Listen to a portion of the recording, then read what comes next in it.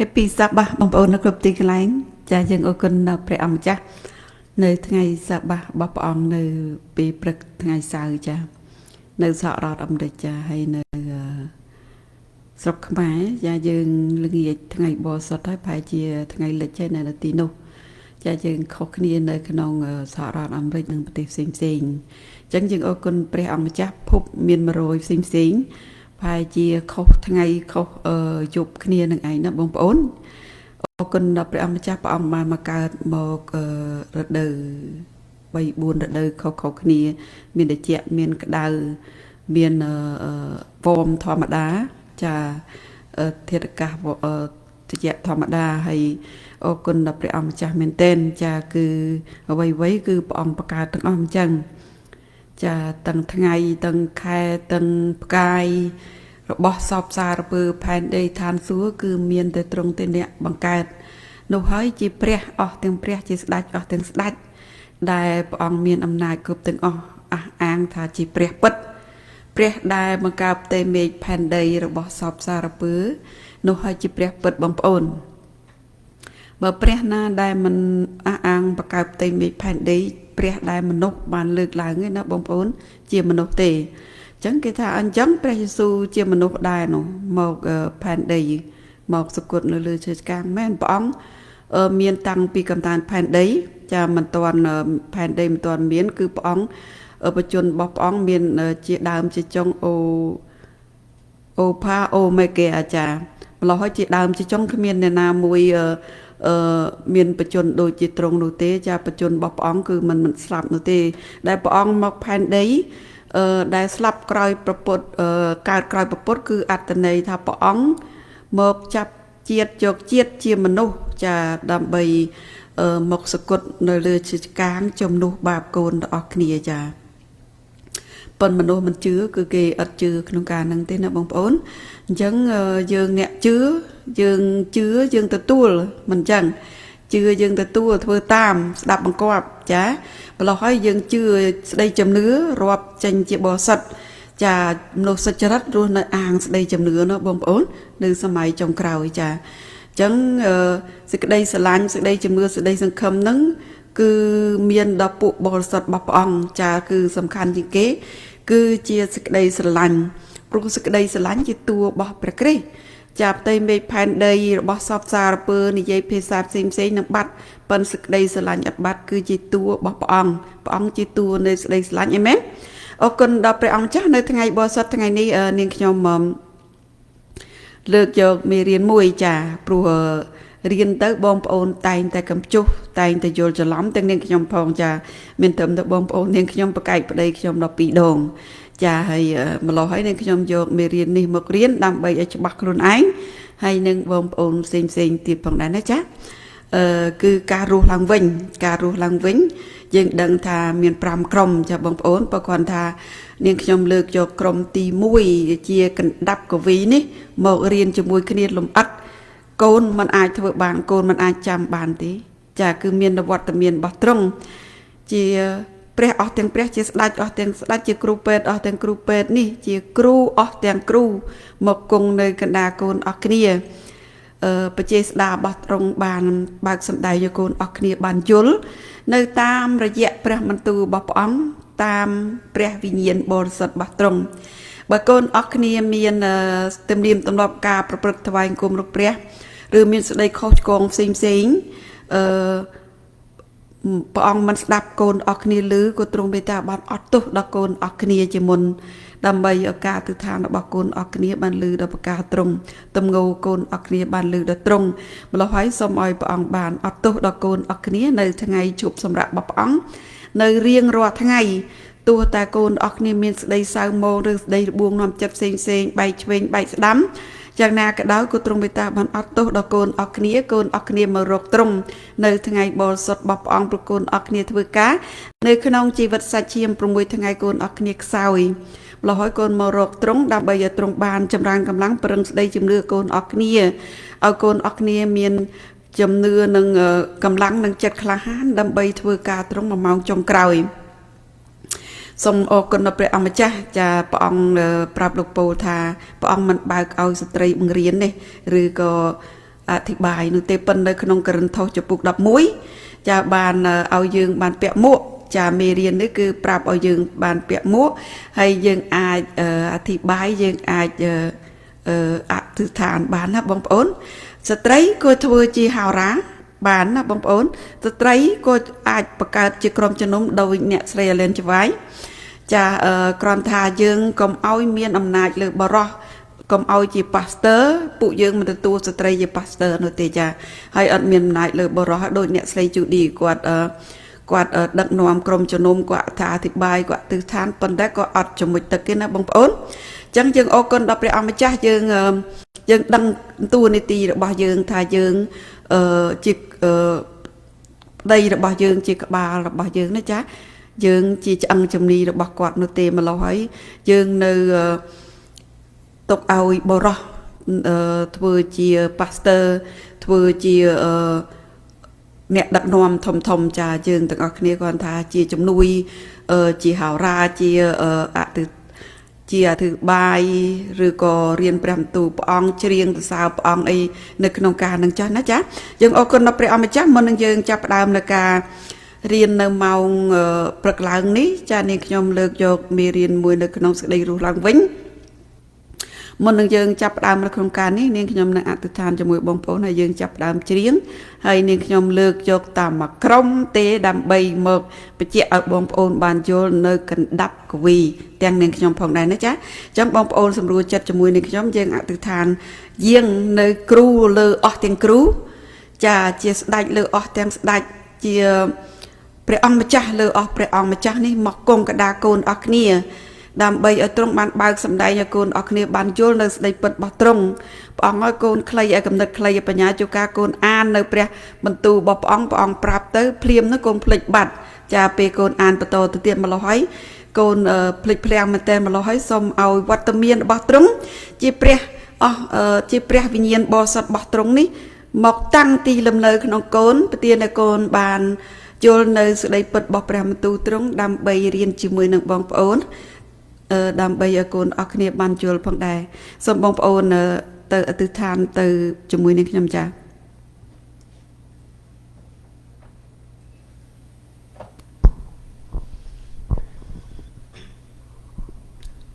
បងប្អូនសម្រួលចិត្តជាមួយនឹងខ្ញុំអធិដ្ឋានជាមួយនឹងខ្ញុំនៅម៉ោងចាប់ផ្ដើមអោព្រះបវតាដែលគង់នៅឋានសួគ៌របស់ខ្ញុំម្ចាស់ទុំមកគុំទាំងអស់គ្នាសូមឲ្យព្រះនាមទ្រង់បានបរិសុទ្ធរាជទ្រង់ឆាប់មកដល់ផាតីទ្រង់បានសម្រេចនៅផែនដីឋានសួគ៌ដែលសម្បទានអាហារដល់កូនត្រូវការនៅថ្ងៃនេះសូមអត់ទោសការរំលងរបស់កូនឲ្យកូនបានចេះអត់ទោសដល់អ្នកដែលធ្វើខុសនឹងកូនផងដែរសូមកំណំកូនចូល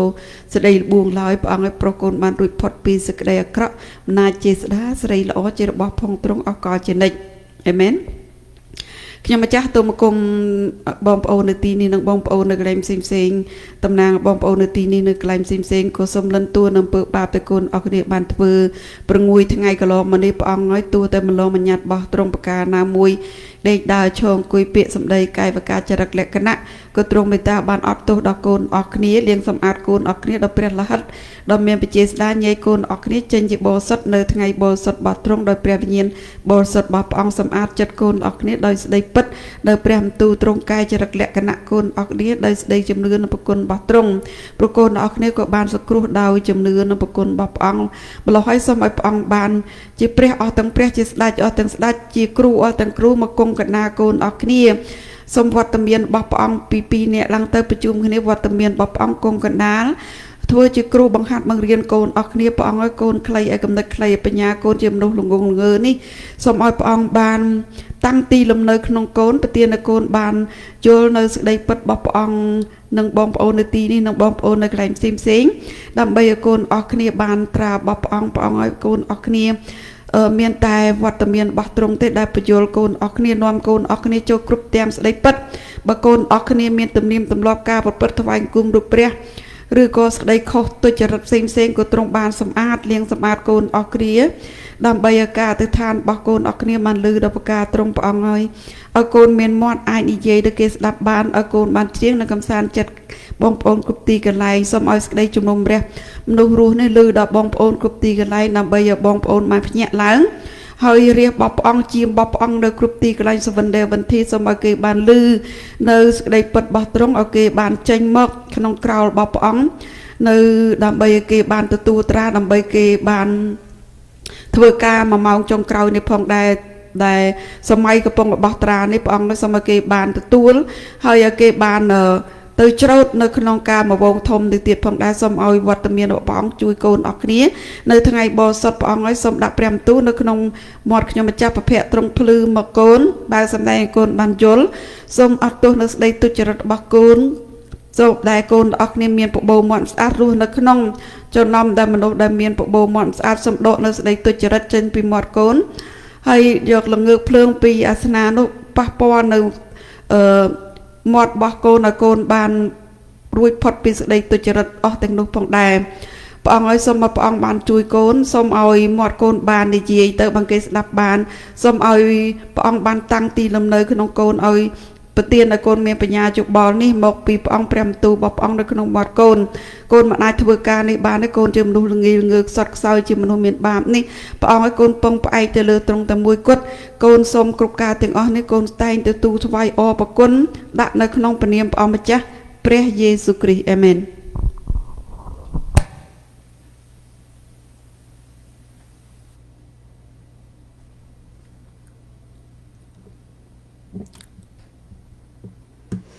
អូខេបងប្អូនចាំមុនឲ្យយើងចាប់ផ្ដើមនៅការរៀននេះខ្ញុំនាំយកចម្រៀងមួយបទនៅក្នុងសៀវភៅទំនុកដង្កើងលេខ56ព្រះអង្គសង្គ្រោះទ្រង់រស់នៅចាចម្រៀងនេះចាខ្ញុំច្រៀងច្រើនចាមេរៀនចម្រៀងនេះចាព្រោះត្រូវនឹងការរស់ឡើងវិញរបស់ព្រះអង្គយើងដឹងថាការព្រះអង្គយាងមកជាលើកទី1យើងថាយាងមកជាលើកទី1ព្រះអង្គផ្សាយពីនគររបស់ព្រះអង្គនគរនៅកណ្ដាលអ្នករាល់គ្នាហើយ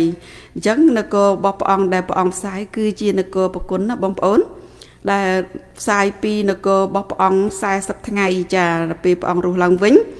ហើយក៏ព្រះអង្គបានរើសបាន120នាក់ចាហើយក៏បានក្រោយទៀតនេះយើងចាំរៀនជាមួយគ្នាយើងនឹងយល់ក្នុងការហ្នឹងម្ល៉េះហើយសូមឲ្យព្រះអង្គបានជួយកូនអស់គ្នាហើយការរស់ឡើងវិញពីក្រុមនេះមកក្រុមនោះរស់ឡើងវិញជាមួយព្រះអង្គដែលព្រះអង្គសគត់បាន3ថ្ងៃហើយរស់ឡើងវិញជាកណ្ដាប់កវីនោះគឺទៅជាមួយព្រះអង្គចាហើយមកក្រុមទៀតចាមកក្រុមទៀតគឺរស់3នាក់គឺឡាសាកូនរបស់ស្រីមេម៉ាយនៅស្រុកកាអ៊ីនហើយនឹងកូនមេឃុំរស់ឡើងវិញគេរស់អត់មានសេរីល្អគេនឹងស្លាប់ទៅវិញតាមជីវិតរបស់មនុស្សយើងចាគឺពុកកលួយដូចជាមនុស្សយើងប៉ុន្តែមកក្រុមដែលរស់ទៅនោះគឺជីវិតអស់កលដែលរស់ទៅជាមួយនឹងព្រះអង្គចាប់ដើមគេរស់តាំងពីកំណើតផែនដីរហូតដល់ឈើឆ្កាងណាចាយើងនឹងរៀនជាមួយគ្នាយើងនឹងយល់ក្នុងការនឹងបន្ថែមគេជាកណ្ដាប់កវីសម្រាប់មនុស្សស្លាប់ផលមនុស្សស្លាប់និងផលមនុស្សរស់ចឹងនាងខ្ញុំយកការនឹងមករៀនដើម្បីឲ្យទាំងនាងខ្ញុំទាំងបងប្អូនបានយល់ច្បាស់ជាព្រះវិញ្ញាណបរិសុទ្ធទេដែលអាចបញ្យល់យើងឲ្យយើងបានយល់នៅស្ដីពិតកូនគ្មានអំណាចឬកូនគ្មានបញ្ញាក្នុងការនឹងទេព្រះអង្គហើយសូមឲ្យព្រះអង្គបានជួយកូនអស់គ្នានៅថ្ងៃបរិសុទ្ធសូមបងប្អូនមកយល់តោះក្រោកឈរជាមួយនឹងនាងខ្ញុំច្រៀងនៅលេខ56ព្រះអង្គសង្គ្រោះទ្រង់រស់នៅអាមែន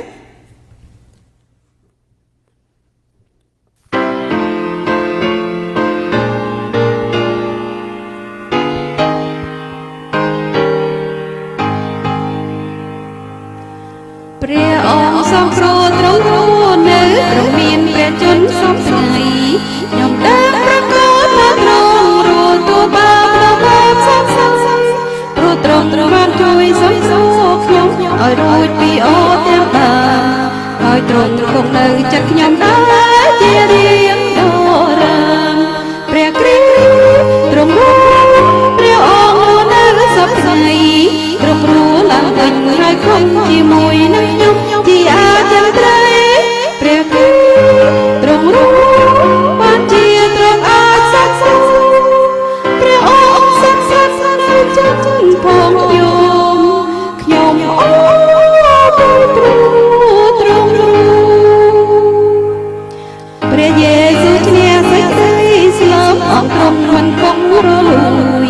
ទ្រង់រួលងឡើងជាព្រះកតគឺជាព្រះពិតដ៏គង់កាលណាខ្ញុំមានសេចក្តីល្បួងនោះខ្ញុំអំពាវព្រះអង្គហើយទ្រង់សម្ដែងព្រះបារមីជួយដោយស្មោះត្រង់ព្រះគ្រីស្ទទ្រង់រួលព្រះអង្គនៅសព្វថ្ងៃទ្រង់រួលឡើងវិញហើយគង់ជាមួយនឹងខ្ញុំជាអចិន្ត្រៃយ៍ព្រះគ្រីស្ទទ្រង់រួលបានជាទ្រង់អត់សង្សារព្រះអង្គសត្វសាសនាចាស់ផងខ្ញុំអូពេលព្រោះទ្រង់រួលសពថ្ងៃនៅនេះលោកីនេះទោះបើកាត់ទាំងយ៉ាងណាកុំតែមិនចេះបារម្ភឡើយព្រោះព្រះយេស៊ូវទ្រង់មានបន្ទូលនឹងខ្ញុំផងខ្ញុំស្គាល់សំឡេងទ្រង់ច្បាស់ខ្ញុំបានប្រកបនឹងព្រះអង្គចិត្តខ្ញុំអូណាស់ព្រះគ្រីស្ទទ្រង់រួលព្រះអង្គរស់នៅសព្វថ្ងៃទ្រង់រួលឡើងវិញហើយគង់ជាមួយនឹងខ្ញុំជាអចិន្ត្រៃយ៍ព្រះគ្រីស្ទទ្រង់រួលបានជាទ្រង់អាចសង្សារព្រះអង្គសត្វសាសនាចាស់ផងខ្ញុំអូពេលព្រោះទ្រង់រួលអោពោព្រះគ្រីស្ទចូលរីករាយបន្លឺសំឡេងជ្រៀងទៅពីទីសង្ឃឹមស្លែងនាងជឿជាទីសម្រាប់ចូលចូលពោលពីហាឡេលូយ៉ាថ្វាយព្រះយេស៊ូវជាស្ដេចអត់មានអ្នកណាស្រឡាញ់ដូចទ្រង់ជាស្ដេចព្រះគ្រីស្ទទ្រង់រួលព្រះអង្គនៅសព្វថ្ងៃទ្រង់រួលឡើងវិញហើយគង់ជាមួយនឹងខ្ញុំជាអចិន្ត្រៃយ៍ព្រះគ្រីស្ទទ្រង់រួលបានជាទ្រង់អាចសង្សារព្រះអង្គសង្សារនៅចិត្តផងខ្ញុំអូទ្រង់រួលអាមែនจึงដឹងថាព្រះអង្គរស់នៅសប្តាហ៍ថ្ងៃគឺបជនរបស់ព្រះអង្គរស់នៅសប្តាហ៍ថ្ងៃគឺជាព្រះវិញ្ញាណបរិសុទ្ធរបស់ព្រះអង្គមិនចឹងអ្នកណាដែលមានត្រាព្រះដ៏មានបជនរស់នៅចាគឺទេវតាមកពីទិសថ្ងៃរះអញ្ចឹងដែលកំពុងរបស់ត្រាផលលំបងគឺ141,000ដែលគាត់មានត្រាព្រះដ៏មានបជនរស់ម្ល៉េះហើយយើងទៅទទួលសារនេះបានយើងមានព្រះបជនរបស់ព្រះអង្គរស់នៅព្រះវិញ្ញាណរបស់ព្រះអង្គគង់នៅជាមួយយើងណាបងប្អូនអញ្ចឹងធ្វើម៉េចឲ្យបានត្រារបស់ព្រះអង្គនេះចាគឺត្រារបស់ព្រះអង្គនៅលើថ្ងាសរបស់យើងគឺត្រារបស់ក្រឹតវិន័យលេខ7គឺត្រាដើមរដូវចានៃសេចក្តីពិតរបស់ព្រះអង្គស្ដីជំនុំរះមនុស្សស្លាប់នៅលើថ្ងាសចាត្រាមួយទៀតគឺត្រានៅសេចក្តីរស់ឡើងវិញមនុស្សស្លាប់និងមនុស្សរស់ចាមនុស្សរស់ចាគឺភ្លៀងចុងរដូវណាបងប្អូនចាភ្លៀងចុងរដូវដែលនាំមកតាមរយៈលោកវិញ្ញាណរបស់លោកអេរីយ៉ាគឺទេវតាមកពីទិសថ្ងៃរះនេះគឺមកបោះផលដំបូងហ្នឹងគឺ140,000ម្ល៉េះហើយគាត់យកទាំងដើមរដូវចុងរដូវដើមរដូវគឺសភៅរបស់អ្នកស្រី Ellen White និងព្រះគម្ពីរគឺជាសវណ្ណេវន្ធីរបស់យើងនៅក្រោមទេវតា3ចាដល់ពេលសេចក្តីជំនុំរះមនុស្សរស់នេះគឺមកតាមវិញ្ញាណរបស់លោកអេយ៉ាគឺ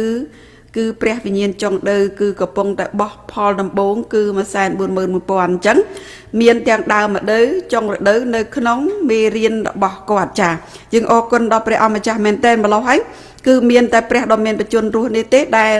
មកគង់នៅជាមួយយើងទាំងអស់គ្នាបានយើងមានជីវិតរស់នៅដែលព្រះអង្គយើងមកមិនភ្លក់នៅស្ដីស្លាប់សេរីល្អរបស់ព្រះអង្គមិនឆេះយើងចាបើយើងមានតែព្រះវិញ្ញាណដើមរដូវសេចក្តីជំនុំរះមនុស្សស្លាប់គេស្លាប់នៅក្នុងធ្ងោក្នុងធ្នោនិងរស់ឡើងវិញនៅក្រុមទី2ណាបងប្អូនចាយើងនឹងរៀនទាំងអស់គ្នានៅ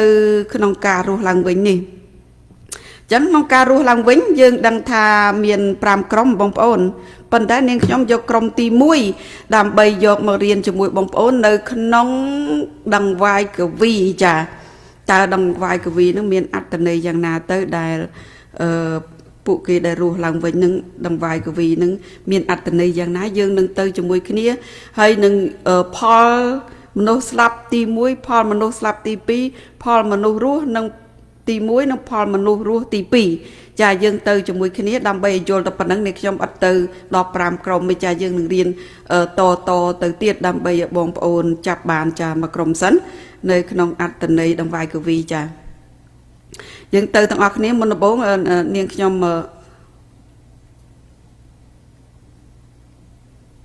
តន់បើកណាមើលអូតន់បើក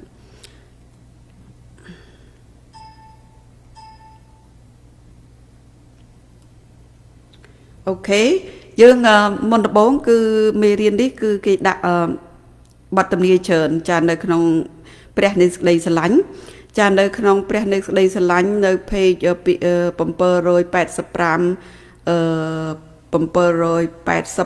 786ចាពីខពីវគ្គអញ្ចឹងយើងអានទាំងអស់គ្នាតើព្រះអង្គសកុតឲ្យរស់ឡើងវិញនឹងជាអ្វីទៅយើងតាមដានទាំងអស់គ្នាបងប្អូនចាដើម្បីឲ្យយើងយល់ដង្វាយកវីនឹងសិនហើយបានយើងទៅព្រះអង្គប្រមូលផលទី1ផលទី2ចាព្រះគ្រីស្ទបានរស់ពីស្លាប់ទុកដូចជាផលដំបូងនៃមនុស្សស្លាប់ចាព្រះអង្គរស់ឡើងវិញផលដំបូងនៃមនុស្សស្លាប់ណាទ្រង់ជាគំរូនៃដង្វាយកវីព្រះអង្គជាគំរូនៃដង្វាយកវីចាគឺអ្នករស់ក្រោយព្រះអង្គមកទៀតគឺជាកណ្ដាប់កវីមិនចឹងព្រះអង្គជាគំរូនៃកណ្ដាប់កវីព្រះអង្គមុនគេចាព្រះអង្គរស់មុនគេហើយបានដង្វាយកវីរស់តាមក្រោយមិនចឹងចាព្រះគ្រីស្ទទ្រង់រស់ឡើងវិញត្រូវចំថ្ងៃនៃកណ្ដាប់កវីចាកណ្ដាប់កវីចាបងប្អូនទៅទៀតតែបងប្អូននឹងយល់នៅចំពោះព្រះជាង 1000 ឆ្នាំដែលការធ្វើវិធីដង្វាយកវីទុកជាគំរូបានប្ររពចាប់តាំងពីរដូវចម្រូតរហូតដល់ប្រមូលផលលើកទី1អញ្ចឹងមានន័យថាដង្វាយកវីនេះគេស្រូវទុំអស់ហើយអញ្ចឹងគេត្រូវឈូតយកកណ្ដាប់កវីនឹងមកថ្វាយព្រះសិនណាបងប្អូនមកថ្វាយព្រះហើយបានគេទៅច្រូតតាមក្រោយទៅទៀតណាចាដូចគ្នានឹងការរស់ឡើងវិញចំពោះព្រះអង្គឃើញទេព្រះអង្គរស់ជាមុនដំបូងហើយបានកណ្ដាប់កវីមកតាមក្រោយដូចគ្នាណាបងប្អូនចាហើយនៅពេលដែលមនុស្សបានមកក្រុងយេរូសាឡិមដើម្បីធ្វើវិធីបុណ្យរំលងកណ្ដាប់នៃផលដំបូងបានយកមកក្រវីទុកជាដង្វាយសម្រាប់អរប្រគុណនៅចំពោះព្រះអង្គម្ចាស់កណ្ដាប់កវីហ្នឹងគឺយកមកកវីចាគឺសម្រាប់អរប្រគុណព្រះអង្គម្ចាស់អេមែនទៅទៀតបងប្អូនចាយល់តិចចាគេមិនបានយកកណ្ដៀវទៅច្រូតបានទេឃើញទេគេអត់យកអត់ច្រូតបានទេលើកលែងតែដង្វាយក្រវីត្រូវបានថ្វាយជាមុនសិនចាបងប្អូនយល់ទេដូចនេះខ្ញុំបានប្រាប់អញ្ចឹងគឺគេទៅច្រូតកណ្ដាប់ក្រវីនឹងយកមកថ្វាយអរប្រគុណព្រះអង្គសិនចារួចប្រមូលចងជាកណ្ដាប់ដែលបានយកមកថ្វាយដល់ព្រះអង្គម្ចាស់គឺតំណាងឲ្យរដូវចម្រូតអូខេចារួចបានគេច្រូតទៅហើយកណ្ដាប់ហ្នឹងគឺតំណាងឲ្យរដូវចម្រូតចាកណ្ដាប់ច្រូតក្រោយដង្វាយកវីហ្នឹងចាដូច្នេះព្រះគ្រីស្ទទ្រង់ជាផលដំបូងដែលតំណាងឲ្យការប្រមូលផលនៃខាងវិញ្ញាណអូខេព្រះអង្គជាទ្រង់ជាផលដំបូងតំណាងឲ្យការប្រមូលផលខាងវិញ្ញាណដ៏ធំមួយនៃរដូវចម្រូតដើម្បីប្រមូលផលយកមកក្នុងនគររបស់ព្រះអាមែនសេចក្តីដែលទ្រង់មានប្រជញ្ញរស់ឡើងគឺគ្រោះឡើងវិញគឺទុកជាគំរូហើយពីការដែលមនុស្សបរិសុទ្ធទាំងអស់រស់ឡើងវិញព្រះអង្គជាគំរូនៃសេចក្តីរស់ឡើងវិញណាបងប្អូនពួកបរិសុទ្ធរស់ឡើងវិញមិនន័យថាព្រះអង្គជាគំរូដល់ពួកអ្នកជឿនោះដែលស្លាប់នៅក្នុងធ្នូដែលសម្រាកនៅក្នុងធ្នូនឹងរស់ឡើងវិញផងដែរអាមែន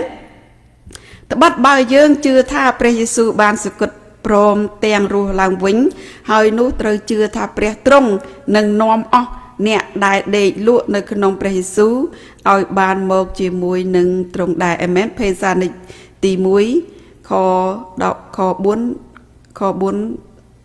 ចំពុក4ខ16ចាព ពូព្រះអង្គមានន័យថាព្រះអង្គសគត់ហើយនឹងរស់ឡើងវិញយើងអ្នកដេកលក់នៅក្នុងព្រះគ្រីស្ទនឹងរស់ជាមួយទ្រង់ដូចគ្នាអាមែនចឹងនៅក្នុងភេសានិកទី1ខចំពុក4ខ14ដល់18ត្បិតបើយើងជឿថាព្រះគ្រីស្ទបានសគត់ព្រមទាំងរស់ឡើងវិញហើយនោះត្រូវជឿថាព្រះទ្រង់នឹងនាំអស់អ្នកដែលដេកលក់នៅក្នុងព្រះយេស៊ូវឲ្យបានមកជាមួយនឹងទ្រង់ដែរអាមែនយើងដឹងថាយើងអ្នកសម្រាប់នៅក្នុងធ្នូព្រះអង្គនឹងហៅគេមួយព្រះអស់នឹងគេនឹងរស់ឡើងវិញមិនចឹងត្បិតយើងខ្ញុំប្រាប់មកអ្នករាល់គ្នាតាមបន្ទូលនៃព្រះអង្គម្ចាស់ដូច្នេះថាយើងដែលរស់នៅជាប់ដរាបដល់ព្រះអង្គម្ចាស់យើងមកនោះយើងមិនទៅមុនពួកអ្នកដែលបានដេកលក់ទៅនោះទេចាយើងអត់បានទៅមុនអ្នកនោះទេយើងទៅជាមួយគ្នាបងប្អូនចាទៅលើពពកជាមួយគ្នាចាប៉ុន្តែគាត់ថាព្រះអង្គប្រោសពួកនឹងរស់ឡើងវិញចូលទៅក្នុងនគររបស់ព្រះអង្គមិនមែនព្រះអង្គមកប្រោសយើងស្រែកមួយប្រអស់ឲ្យប្រោសយើងដោយបងប្អូនសវិនដេវិនធីរបស់យើងចូលទេណាចាទាំងសវិនដេវិនធីរបស់យើងទាំងថ្ងៃទី1គេយល់ថាព្រះអង្គយាងមកបង្គាប់មួយប្រអស់ពុធ្នូពុដែលស្លាប់នៅក្នុងធ្នូនឹងរស់ឡើងវិញទៅលើពពកហើយនឹងពួកអ្នករស់នៅនឹងទៅក្រៅគឺអត់អត្តន័យនឹងទេគឺព្រះអង្គប្រោសពួកគេរស់ជាមុនប្រមាណក្រុមនៅក្នុងនគររបស់ព្រះអង្គមនុស្សស្លាប់3ក្រុមចាមនុស្សរស់2ក្រុមទៅក្នុងនគររបស់ព្រះអង្គគឺព្រះអង្គយាងមកនឹងគឺអត្តន័យយាងមកប្រោសពួកគេនៅក្នុងអេសេគៀចំពុក9ត្រាទី7ចានឹងស្ងាត់កន្លះម៉ោងនេះឯងព្រះអង្គយាងមកចាព្រះអង្គយាងមកព្រះអង្គប្រោសគេរស់ឡើងវិញរំដោះ141,000ដែលពួកគេតាមច្រាបរបស់លោកយ៉ាកុបសេចក្តីវេទនារបស់លោកយ៉ាកុបហើយព្រះអង្គប្រោសគេនឹងរស់ឡើងវិញចូលទៅក្នុងនគររបស់ព្រះអង្គ3ក្រុមហើយនឹងពួកអ្នកនៅរស់2ក្រុមចូលទៅក្នុងទីនោះណាចានេះជាសេចក្តីពិតនៃជំនុំរះមនុស្សរស់សេចក្តីជំនុំរះមនុស្សស្លាប់គេអត់បានយល់ដល់កន្លែងនេះជាបទទំនាយពាក្យកណ្ដាលជាព្រេងសគួរដែលយើងបានរៀនពីសាមុនស្រីព្រហ្មចារីណាចាចាយើងទៅទៀតបងប្អូនចាអញ្ចឹងក្នុងអត្តន័យអញ្ចឹងខ16ព្រះព្រោះព្រះអង្គម្ចាស់ទ្រង់នឹងយាងចុះពីឋានសួគ៌មកដោយស្រែកបង្គាប់មួយព្រះអស់ទាំងមានឮសំឡេងមហាទេវតាអ្នកណាជាមហាទេវតាសំឡេងមហាទេវតាគឺជាមីកែលបងប្អូនមិនចឹងមហាទេវតាជាមីកែលនិងត្រែរបស់ព្រះក្នុងត្រែរបស់ព្រះអង្គនាងខ្ញុំដែលនាងខ្ញុំយល់ក្នុងត្រែហ្នឹងគឺនៅក្នុងត្រែទី6ចានៅក្នុងត្រែទី6មិនមែនមានទេវតាសរសែនព្រះអង្គយាងមកទេគឺព្រះអង្គស្រែកមួយព្រះអស់នេះបងប្អូនមើលច្បាស់ណាចាដោយស្រែកមួយបង្គាប់មួយព្រះអស់ទាំងមានឮសំឡេងមហាទេវតាមហាទេវតាគឺជាមីកែលមកចឹងនេះខ្ញុំបានប្រាប់បងប្អូនហើយនៅក្នុងត្រែទី6ចុងត្រែទី6ហ្នឹងការប្រោះឲ្យរស់ឡើងវិញហើយ140,000ស្អីគឺគេបានចូលទៅក្នុងនគរត្រែទី7គឺជាបិទសេចក្តីសង្គ្រោះសេចក្តីវេទនាទាំង7ធ្លាក់ណាចាសម្រាប់នៅក្នុងត្រែទី6ចាសម្រាប់នៅក្នុងត្រែទី6គឺទាំងអស់ណាចាត្រែទី7គឺអត់មានទេត្រែទី7ស្ដីវេទនាទាំង7ធ្លាក់ហើយចាគឺអរគុណព្រះអង្គម្ចាស់អញ្ចឹងយើងបានរៀននៅត្រែសម្រាប់ពិភពលោកចាគឺមហន្តរាយពិភពលោកត្រាគឺសម្រាប់ព្រះវិហារអញ្ចឹងយើងនៅក្នុងត្រាទីប្រហែលសប្តាហ៍ថ្ងៃទី6ដូចគ្នាបងប្អូនត្រែយើងនៅទី5ទី6តាក់តំណងគ្នាកងលើគ្នាត្រែទី5ទី6ត្រាយើងនៅក្នុងត្រាទី6ចាគឺដូចគ្នាត្រែដល់ត្រាទី7ព្រះអង្គយើងមកស្ងាត់កន្លះម៉ោងនៅអេសេគៀចំពុក9ណាចា យើងអរគុណដល់ព្រះអង្គម្ចាស់មែនទែននៅក្នុងការនេះយើងមិនដែលយល់ពីមុនទេនេះហើយជាសេចក្តីជំនុំរះមនុស្សរស់ដែលកូនអរគ្នាបានទទួលសារមកទេវតាមកពីទិសថ្ងៃរះដើម្បីឲ្យកូនអរគ្នាមានព្រេងស្គួរបានយល់នៅស្ដីពិតរបស់ព្រះអង្គកាន់តែខ្លាំងឡើងសូមឲ្យបងប្អូន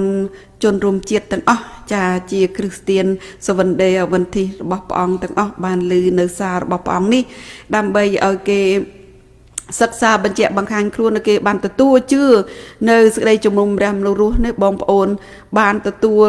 នៅសេចក្តីសង្គ្រោះចាព្រោះបងប្អូនបានត្រានៅលើថ្ងៃទី7ហើយបងប្អូនទទួលនៅសេចក្តីជំនុំរះមនុស្សទៀតបងប្អូនបានត្រានៅលើខ្លួនអាវនៃសេចក្តីសុចរិតគឺជាត្រាចុងរដូវបងប្អូនព្រះវិញ្ញាណចុងរដូវ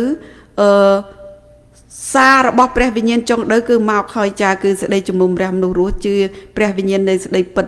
នេះឯងចាមកហើយប៉ុន្តែគាត់ថា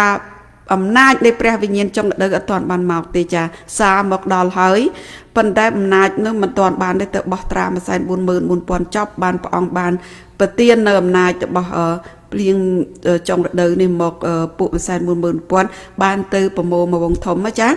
ម្ល៉េះហើយសូមឲ្យបងប្អូនបានយល់នៅសេចក្តីពិតរបស់សេចក្តីជំនុំជម្រះមនុស្សរស់នេះដើម្បីឲ្យបងប្អូនបានទទួលនៅសេចក្តីសង្គ្រោះបើបងប្អូនដល់ចំណងនោះបងប្អូនមិនភ្លក់នៅសេចក្តីស្លាប់ប៉ុន្តែបើបងប្អូនបានទទួលហើយបងប្អូននឹងស្លាប់ទៅបងប្អូននឹងរស់ឡើងវិញក៏មានសេរីល្អនៅពីក្រុមពួកបរិសុទ្ធចាជាពួកបរិសុទ្ធចាពីកណើតផែនដីរហូតដល់ចុងផុតចាគឺមិនចូលនៅដល់សវណ្ណេវន្ទិរបស់យើងទេព្រោះសវណ្ណេវន្ទិគឺសម្រាប់ទេវតា3ទេដែលរស់ឡើងវិញហើយព្រះអង្គនឹងប្រោសគេរស់ឡើងវិញមុនគេដើម្បីពួកគេបានទៅជួយការងារម្សែន 44000 ថែមទៀតណាចាចាញ់អីគេនេះនឹងហើយព្រះអង្គប្រោសពួកសវណ្ណេវន្ទិនឹងឡើង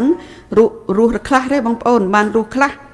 ដើម្បីអ្នកដែលទៅបន្តការងារដោយអ្នកស្រីអាឡែនចវាយអីនឹងដែលគាត់ការងារគាត់មិនទាន់ចប់ម្ល៉េះហើយព្រះអង្គត្រូវប្រោសគេឲ្យរស់ឡើងវិញដើម្បីទៅជួយបន្តការងារជាស្មមន្តល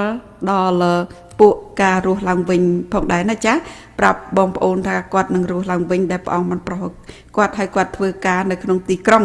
របស់គាត់តទៅទៀតណាចាអរគុណដល់ព្រះអម្ចាស់នាងខ្ញុំត្រួសទេចាទៅទៀតចាបងប្អូនចានាងខ្ញុំដល់ណាមិញមុនបងអស់ចារួចយើងរាល់គ្នាដែលកំពុងតែរស់នៅក៏នឹងបានលើកឡើងទៅក្នុងពពកជាមួយគ្នាយ៉ាលើកទៅក្នុងពពកជាមួយគ្នាឃើញទេទាំងអស់ដើម្បីឲ្យបានជួបជុំនឹងព្រះអង្គម្ចាស់ជាដរាបតទៅចាលើកជាមួយគ្នាទៅចាជាមួយគ្នាទាំងអស់គ្នាទាំងមនុស្សស្លាប់មនុស្សរស់គឺទៅជាមួយគ្នាណាបងប្អូនទៅប្រហែលថ្ងៃទៅនគរឋានសួគ៌ប្រហែលថ្ងៃគឺរយៈពេលមួយអាទិត្យមិនចឹងព្រះអង្គយើងរៀនឲ្យតាពួក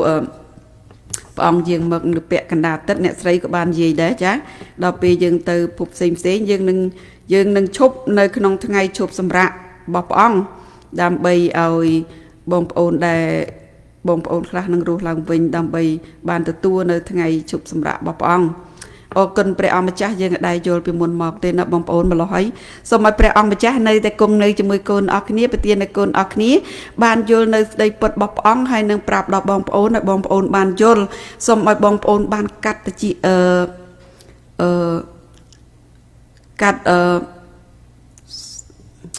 មួយកាត់ស្បែកចាមួយកាត់ស្បែកចិត្តរបស់យើងចាកាត់ស្បែកចិត្តមួយទៀតកាត់ស្បែកតិចចាកាត់ស្បែកតិចដើម្បីឲ្យយើងបានស្ដាប់បានព្រោះព្រះអង្គមានបន្ទូលថាបើអ្នកណាមានតិចឲ្យស្ដាប់ចោះឲ្យយល់ចោះមិនចឹងបងប្អូនចឹងយើងត្រូវកាត់ស្បែកតិចចាជួការនេះខ្ញុំនិយាយពាក្យខ្មែរមិនចេញចាសូមឲ្យព្រះអង្គបានជួយក្នុងការនឹងជួការយើងឲ្យបានសូវបាននិយាយពាក្យខ្មែរឬព្រះបន្ទូលរបស់ព្រះអង្គជាមួយបងប្អូនផ្សេងក៏អត់សូវបានរត់មាត់ក្នុងការនឹងណាបងប្អូនកាត់ស្បែកតិចដើម្បីឲ្យយើងបានស្ដាប់ត្រង់ឮនៅព្រះបន្ទូលរបស់ព្រះអង្គហើយទៅតាមព្រះវិញ្ញាណបរិសុទ្ធរបស់ព្រះអង្គបញ្យល់យើងណាបងប្អូនចាខ18ដូច្នេះចូលកំសាន្តចិត្តគ្នាទៅវិញទៅមកដោយដំណើរនេះចុះចាយើងដឹងថាព្រះអង្គឲ្យយើងកំសាន្តចិត្ត គ្នាទៅវិញទៅមកដោយដំណើរការរស់ព្រះអង្គមកយកជើងទាំងអស់គ្នាទាំងមនុស្សស្លាប់មនុស្សរស់ទៅលើពពកទាំងអស់គ្នាដើម្បីឲ្យកំសាន្តចិត្តគ្នាឲ្យយើងមានសង្ឃឹមឡើងណាបងប្អូនដើម្បីយើងបានទៅទីនោះទាំងអស់គ្នាអាមែនអញ្ចឹងនឹងមានមនុស្ស5ក្រុមដែលត្រូវបានរស់ពីស្លាប់ឡើងវិញចាមនុស្ស5ក្រុមនឹងរស់ឡើងវិញនៅរស់ពីស្លាប់ឡើងវិញអ្នកណាខ្លះក្រុមណាខ្លះដែលនឹងរស់ឡើងអ្នកខ្ញុំនិយាយកន្លែងទៅនឹងទីចាគឺការស្មីតគាត់មកបរៀនការរស់វិញ5ក្រុមហ្នឹងគាត់សួរថានាងខ្ញុំកាលហ្នឹងនាងខ្ញុំអត់ធ្វើការទេបងប្អូននាងខ្ញុំរៀនច្រើននៅសភៅសាបាស្គូលចារៀនសភៅសាបាស្គូលព្រះគម្ពីរហើយនឹងវិញ្ញាណបតនីចាហើយក៏គាត់សួរថានាងខ្ញុំរៀនហ្នឹងតើមានប្រមាណក្រុមដែលរស់នៅដែលយើងនៅក្នុងសវនវន្តិនាងខ្ញុំចាំថានាងខ្ញុំបានប្រាប់គាត់ថារស់3ក្រុមចាមួយក្រុមទៅជាមួយព្រះអង្គដែលព្រះអង្គសគត់ឲ្យរស់ឡើងវិញទៅជាកណ្ដាប់កវីមួយក្រុមទៀតគឺអ្នកមានពររស់ឡើងវិញជាទី1ចានៅក្នុងភេសានិកហ្នឹងគឺរស់ឡើងវិញទី1ហ្នឹងហើយពួកអ្នកមានពរហ្នឹងហើយមួយក្រុមទៀតគឺក្រោយ1000ឆ្នាំនាងខ្ញុំប្រាប់គាត់បានតែ3ក្រុមហ្នឹងទេចាបានតែ3ក្រុមទេចាបណ្ដោះពេលយើងមករៀននៅសេចក្តីជំនុំម្នាក់មនុស្សរស់5ក្រុមចា5ក្រុមយើងនឹងរៀនជាមួយគ្នាតែក្រុមណាខ្លះដែលរស់ឡើងប៉ុន្តែនាងខ្ញុំបានទៅបញ្ចប់នៅក្នុងមួយក្រុម4ក្រុមទៀតទេនាងខ្ញុំយកនៅមួយក្រុមសិនដើម្បីបងប្អូនយល់ពីកណ្ដាប់កវីនេះសិនណាចាតើក្រុមណារស់មុនគេនៅក្នុង5ក្រុមមើលចាយើងទៅទាំងអស់គ្នាមើលក្រុមទី1ចាក្រុមទី1បងប្អូនអាចអានទៅម៉ាថាយចំពុក27ខ52 53នេះចាគឺដែលយើងត្រូវយល់ពីកណ្ដាប់កវីខ52អស់ទាំងធ្នោខ្មោចក៏របើកឡើងឯខ្មោចពួកអ្នកបរិសុទ្ធដែលដេកលក់ទៅហើយបានរស់ឡើងវិញជាច្រើនអូខេទាំងចេញពីធ្នោក្នុងពេលក្រោយដែលទ្រង់មានព្រះជន្មរស់ឡើងវិញឃើញទេចាចេញពីធ្នោក្រោយព្រះអង្គរស់ឡើងវិញហើយចូលទៅក្នុងទីក្រុងបរិសុទ្ធលេចមកឲ្យមនុស្សជាច្រើនឃើញដែរព្រះអង្គប្រុសពួកនឹងរស់ឡើងហើយគេចូលទៅក្នុងទីក្រុងបរិសុទ្ធនៅណាបងប្អូនគឺយូសាឡិមមិនចឹងក្រុងស៊ីយ៉ូនយូសាឡិមហ្នឹងគឺមុនដំបូងគឺឈ្មោះស៊ីយ៉ូនដល់ពេលដេវីតគាត់វាយបានទៅដាក់ទៅយូសាឡិមណាចាស៊ីយ៉ូនយូសាឡិមតែមួយទេណាចាស៊ីយ៉ូនតំណាងឲ្យរាជរបស់ព្រះអង្គចាស៊ីយ៉ូនក្រឹតវិន័យចេញពីស៊ីយ៉ូនព្រះបន្ទូលរបស់ព្រះអង្គចេញពីយូសាឡិមចាអញ្ចឹងគឺនៅក្នុងអត្ថន័យថាតែមួយទេស៊ីយ៉ូននៅយូសាឡិមហ្នឹងពួកហ្នឹងគេចូលទៅអីបងប្អូនពួកដែលរស់ឡើងវិញជាមួយព្រះអង្គនេះដែលរស់ព្រះអង្គមានបជនហើយគេរស់ឡើងវិញគេចូលទៅអីនៅក្នុងក្រុងយូសាឡិមហ្នឹងលេចមកឲ្យមនុស្សជាច្រើនគេធ្វើស្មោមិនទាល់ប្រាប់ថាគេនឹងរស់ឡើងវិញព្រោះពេលនោះពួកយូដាកំពុងតែមានការសង្ស័យដោយពួកសែនហ៊ីត្រៀនពួកផារ៉ាស៊ីហ្នឹងมันប្រាប់ថាពួកសិស្សនឹងលួចសពព្រះអង្គទៅមិនចឹងបងប្អូនគេកំពុងតែមានចម្ងល់ក្នុងការហ្នឹងអញ្ចឹងពួកព្រះអង្គប្រុសពួកនឹងរស់ឡើងវិញទៅស្មោមកតល់ថាគេរស់ឡើងគឺព្រះអង្គរស់ឡើងជាពិតដែលព្រះអង្គប្រុសគេនឹងរស់ឡើងជាមួយនឹងព្រះអង្គក្នុងអត្ថន័យអញ្ចឹងណាបងប្អូនអញ្ចឹងយើងទៅមើលនៅក្នុងការនោះចានៅទីនោះគឺជាពួកអ្នកដែលបានរស់ឡើងជាមួយនឹងព្រះគ្រីស្ទចាពួក52 53ម៉ាថាយ27 52 53ហ្នឹងគឺគេរស់ជាមួយព្រះគ្រីស្ទចាព្រះអង្គមិនស្រែកថាស្រាចហើយធ្នោមិនរំជួយដីនឹងឡើងប៉ុន្តែគេអត់បានរស់ឡើងទេទៅ3ថ្ងៃហ្នឹងគឺព្រះអង្គរស់ឡើងបានគេរស់ឡើងជាមួយនឹងព្រះអង្គអាមែនអញ្ចឹងពួកហ្នឹងរស់ពីយ៉ាងម៉េចទៅទៀតយើងតាមដានទៅទាំងអស់គ្នានៅ early writing ចាទៅសេការដំបូងរបស់អ្នកស្រីនៅ184នៅខ1ខ3ចានៅពេលដែលព្រះយេស៊ូវទ្រង់កំពុងតែជាប់នៅលើឈើឆ្កាងទ្រង់បានស្រែកឡើងថាការស្រេចហើយចា ការស្រេចហើយថ្មក៏បានប្រេះឡើងផែនដីក៏បានកក្រើកហើយក៏មានធ្នោខ្មោចខ្លះក៏បានបើកឡើងការស្រេចនេះមាន3ដងបកើបផ្ទៃមេឃផែនដីម្ដងហើយក៏ព្រះអង្គសគត់ម្ដងហើយព្រះអង្គជំនុំជម្រះហើយស្រេចម្ដងទៀតចាអ្នកណាទុច្ចរិតនៅទុច្ចរិតអ្នកណាសុចរិតនៅទុច្ចរិតទៀតចាកក្រើកដីនេះគឺកក្រើកមុនព្រះអង្គសគត់ហើយដល់ពេលកក្រើកម្ដងទៀតព្រះអង្គរស់ឡើងវិញកក្រើកម្ដងទៀតបងប្អូនចានៅពេលដែលទ្រង់បានរស់ឡើងវិញមានជ័យជំនះឈ្នះលើសេចក្តីស្លាប់ហើយធ្នូនៅពេលដែលផែនដីកក្រើកហើយសេរីល្អនៃឋានសួគ៌បានភ្លឺនៅជុំវិញកន្លែងពិសេសតែមួយពួកបរិសុទ្ធជាច្រើនដែលដេកបានស្ដាប់បង្គាប់តាមការដង្ហោយហៅរបស់ព្រះបានរស់ឡើងដើម្បីធ្វើជាស្មមន្ទាល់ដល់មនុស្សថាទ្រង់ជាអ្នកដែលបានប្រោសឲ្យគេរស់ឡើងវិញឃើញទេជាស្មមន្ទាល់ចាពួកដែលរស់ឡើងវិញដង្វាយកវីនេះចានៅដង្វាយកវីនេះគឺគេបានរស់ឡើងហើយគេចូលទៅក្នុងទីក្រុងគេប្រាប់ថាព្រះអង្គបានប្រោសឲ្យស្មមន្ទាល់ថាព្រះអង្គបានប្រោសឲ្យគេរស់ឡើងវិញចាពួកពិសេសទាំងនេះពួកពិសេសទាំងនេះជាពួកបរិសុទ្ធបងប្អូនបានរស់ឡើងមានសេរីល្អចារស់ឡើងមានសេរីល្អដូចនេះខ្ញុំបានប្រាប់ព្រះអង្គយើងមកគឺមានពីក្រុមដែលរស់ឡើងគឺរស់មួយព្រះអង្គគឺមានសេរីល្អគឺព្រះអង្គប្រោសលោកឡាសាកូនស្រីមេឃុំហើយនឹងកូនរបស់ស្រីមេម៉ាយនៅស្រុកកាអ៊ីនគឺគេរស់អត់មានសេរីល្អរស់ឡើងវិញគេ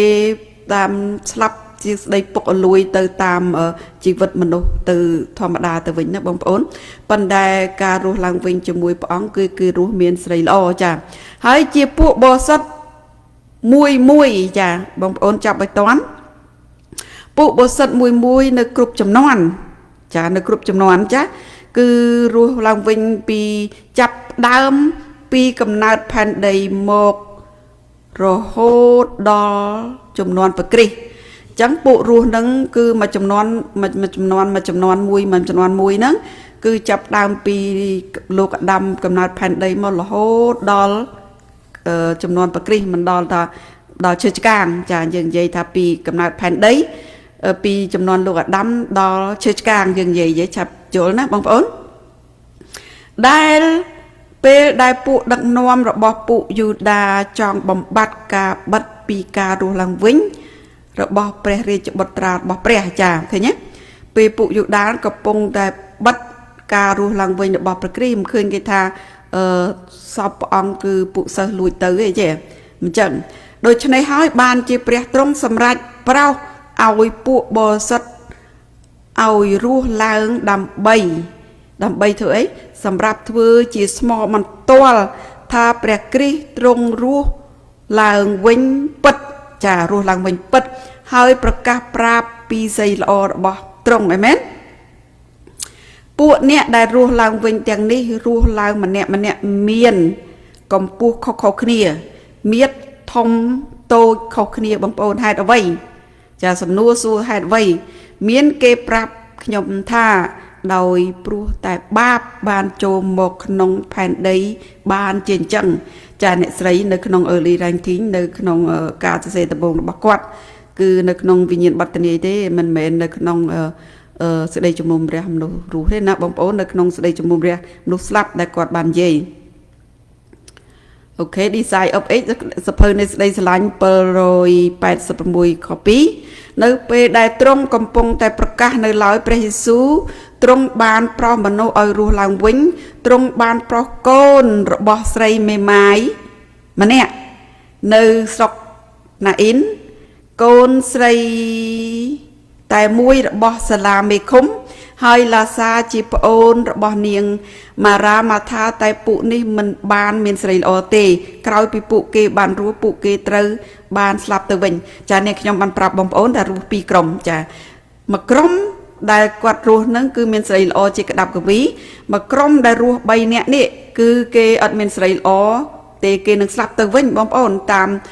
សាច់ឈាមពុករួយរបស់យើងណាចាគឺអ្នកណាខ្លះដោយបងនាងខ្ញុំបានប្រាប់ហើយគឺឡាសាហើយកូនស្រីស្រីមេម៉ាយនៅស្រុកណាអ៊ីនហើយនឹងកូនស្រីតែមួយរបស់សាលាមេសាលាប្រជុំចាឃើញទេគេរស់ឡើងវិញពួកនេះគេស្លាប់ទៅវិញណាបងប្អូនគេមានស្រីល្អទេចាអញ្ចឹងយើងអរគុណដល់ព្រះអម្ចាស់រស់ពីក្រុមពេលព្រះអង្គយើងមកណាចាប៉ុន្តែពួកអ្នកដែលបានរស់ឡើងវិញពីថ្នូរមកជាមួយព្រះគ្រីស្ទពួកគេរស់ឡើងមានជីវិតអស់កលជានិច្ចអីមែនពួកគេរស់ឡើងនេះគឺជាមួយព្រះគ្រីស្ទគឺបានជីវិតអស់កលជានិច្ចប៉ុន្តែ3អ្នកដែលព្រះអង្គប្រោសឲ្យគេរស់ឡើងវិញគេនឹងស្លាប់ទៅវិញដែលអត់មានស្រីល្អទេណាចាពួកគេបានឡើងទៅឋានសួគ៌ជាមួយនឹងព្រះយេស៊ូវចូលទៅក្នុងទីក្រុងបរិសុទ្ធទុកជាផលនៃជ័យជំនះលើស្ដីស្លាប់និងឋានឃុំប្រលឹងមនុស្សស្លាប់ចាគឺគេមានស្រីល្អគេឈ្នះលើឋានឃុំប្រលឹងនៅមនុស្សស្លាប់ហើយបងប្អូនតនិចនៃស្ដីស្លាប់គឺគេបានឈ្នះហើយទាំងនេះព្រះយេស៊ូវមានបន្ទូលពួកគេបានរួចពីអំណាចរបស់សាតាំងហើយអូចាអាមែនអញ្ចឹងមិនន័យថាគេបានជីវិតអស់កលគឺគេរួចផុតពីអំណាចរបស់សាតាំងហើយប៉ុន្តែយើងនៅក្នុងអំណាចរបស់សាតាំងព្រោះវាមានអំណាចលើជំងឺលើស្ដីស្លាប់ណាចាអញ្ចឹងយើងអានទៅទៀតយើងនឹងយល់បងប្អូនចាគឺទ្រង់បានជួយរំដោះពួកគេខ្ញុំបានជួយរំដោះពួកគេឲ្យរួចពីឋានឃុំប្រលឹងមនុស្សស្លាប់ចាគឺខ្ញុំនោះគឺជាព្រះយេស៊ូវដែលជាផលដំបូងនៃអំណាចរបស់ទ្រង់ចាផលដំបូងនៃអំណាចរបស់ទ្រង់ហើយក៏ជាតំណាងឲ្យអ្នកដែលស្លាប់រស់ឡើងវិញផងដែរឲ្យបានទៅកន្លែងដែលទ្រង់បាននៅនោះដែរនឹងគ្មានសេចក្តីស្លាប់ឬសេចក្តីសោកសង្រេងទៀតឡើយអាមែន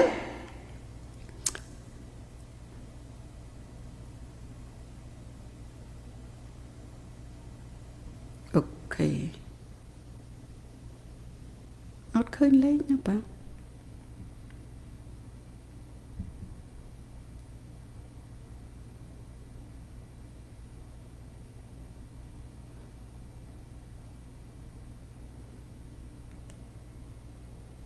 វាអត់ឃើញលេខប្រហែលនេះខ្ញុំដាក់ចំណាំ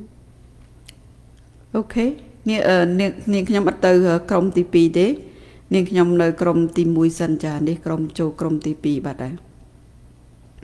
អូខេអញ្ចឹងនាងខ្ញុំចាប់ផ្ដើមប៉ុណ្ណឹងចូលក្រុមទី1នឹងសិនហើយមិនន័យថាពួកក្រុមទី1ជាកតាបកវីដែលព្រះអង្គរស់ឡើងវិញហ្នឹង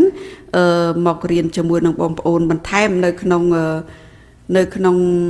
ឆតចាដើម្បីឲ្យបងប្អូនបានយល់នៅផលទី1នៃមនុស្សស្លាប់នៅផលទី2នៃមនុស្សស្លាប់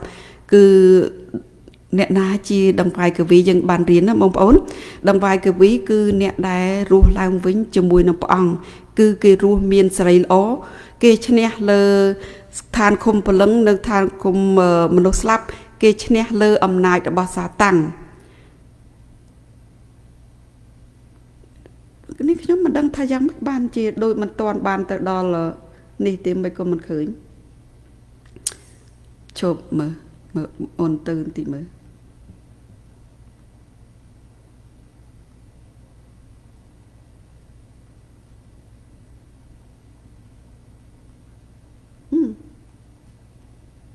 អត់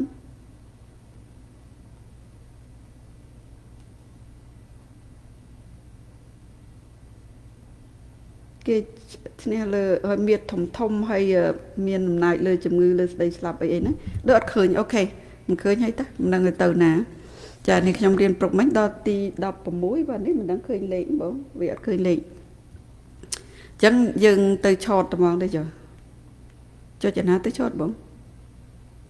ហ៎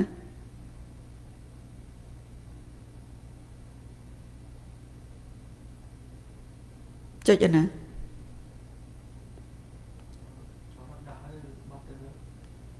គឺមិនឃើញមិននៅទៅណា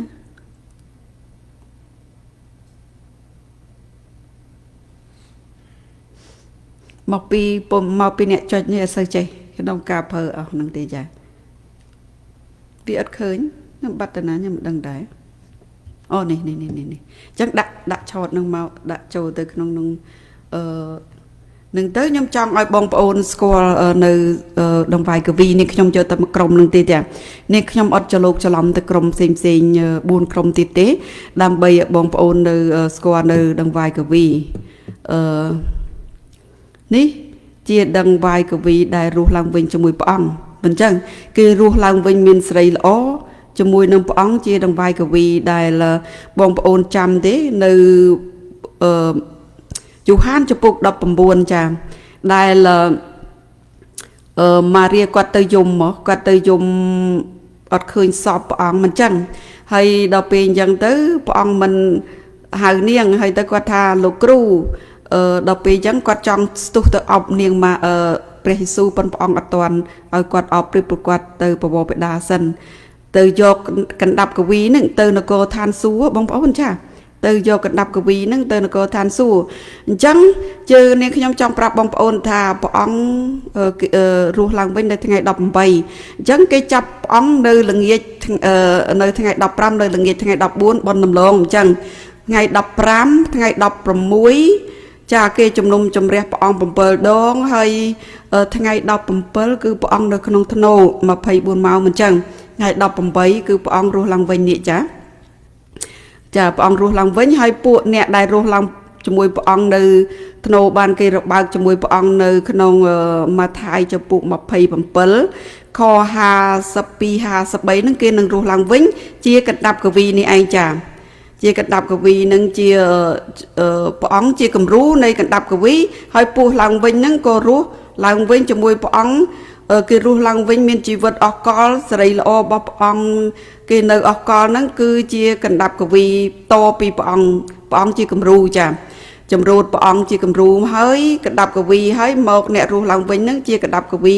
ក្រោយព្រះអង្គចាកណ្ដាប់ក្រោយចម្រូតក្រោយព្រះអង្គចាគេយកកណ្ដាប់កវីទៅថ្វាយព្រះអង្គមុនសិនហើយបានគេច្រូតតាមក្រោយទៅទៀតណាចាកណ្ដាប់តំណាងឲ្យកណ្ដាប់កវីនេះឯងអញ្ចឹងកណ្ដាប់កវីនេះថ្វាយម្ដងនៅពេលណានៅសម្រាប់មនុស្សស្លាប់គឺថ្ងៃ18នេះបងប្អូនចានៅនគរឋានសួគ៌កណ្ដាប់កវីហ្នឹងគេថ្វាយ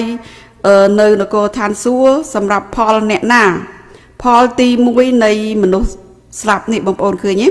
ផលទី1នៃមនុស្សស្លាប់ហ្នឹង40ថ្ងៃដែលព្រះអង្គផ្សាយពីនគររបស់ព្រះអង្គព្រះអង្គផ្សាយពីនគរ40ថ្ងៃនេះគឺនគរអីគឺនគរប្រគុណបងប្អូនការនគរប្រគុណរបស់ព្រះអង្គហ្នឹងព្រះអង្គរកបាន120នេះចានំប៉័ង2សម្រាប់ពេលកោសទី1នេះនំប៉័ង2នេះគឺបាន120គឺជាផលទី1នៃមនុស្សស្លាប់អត់មែនកណ្ដាប់កវីមនុស្សស្លាប់អត់ទេមិនមែនអត្តន័យអញ្ចឹងណាបងប្អូនកុំច្រឡំនាងខ្ញុំធ្លាប់ច្រឡំក្នុងការហ្នឹងកណ្ដាប់កវីនេះគឺគេរស់អស់កលគេមានសេរីល្អគឺព្រះអង្គថ្វាយនៅក្នុងនគរឋានសួគ៌ចាចាប់ឲ្យបានតំណឹងណាចាចាប់ឲ្យបានតំណឹងគឺកវាយដងវាយនៅនគរឋានសួគ៌ថ្ងៃទី18នេះនៅនគរឋានសួគ៌ចាគឺព្រះអង្គយកទៅថ្វាយបវរបិតាហ្នឹងដែលជួបនាងម៉ារីហ្នឹងគឺឲ្យនាងម៉ារីប៉ះហ្នឹងគឺព្រះអង្គយកកណ្ដាប់កវីហ្នឹងទៅថ្វាយព្រះអញ្ចឹងនៅនគរឋានសួគ៌នោះទេមិនមែនពួកមនុស្សផលទី1នៃមនុស្សស្លាប់ហ្នឹងជាកណ្ដាប់កវីមិនមែនទេគឺពួកគេដែលរស់ឡើងវិញជាក្រុមទី1នេះគឺជាកណ្ដាប់កវីណាចាអញ្ចឹងព្រះអង្គបាន40ថ្ងៃហើយបានព្រះអង្គបានរកបាន120នេះជាផលទី1នៃមនុស្សស្លាប់ចាហើយដល់ពេលអញ្ចឹង120ហើយបាន3000 5000ផលទី2នៃមនុស្សស្លាប់ក្រោយដែលពួកសិស្សបាន120ហើយបានចំណុចទឹក3000 5000នោះគឺជាផលទី2នៃមនុស្សស្លាប់បងប្អូនចានាងខ្ញុំចង់ឲ្យបងប្អូនយល់ទៅនឹងព្រោះទាំងនាងខ្ញុំទាំងគេគឺកំជុះទៅនឹងចាកំជុះថាផលដង្រាប់កវាយមនុស្ស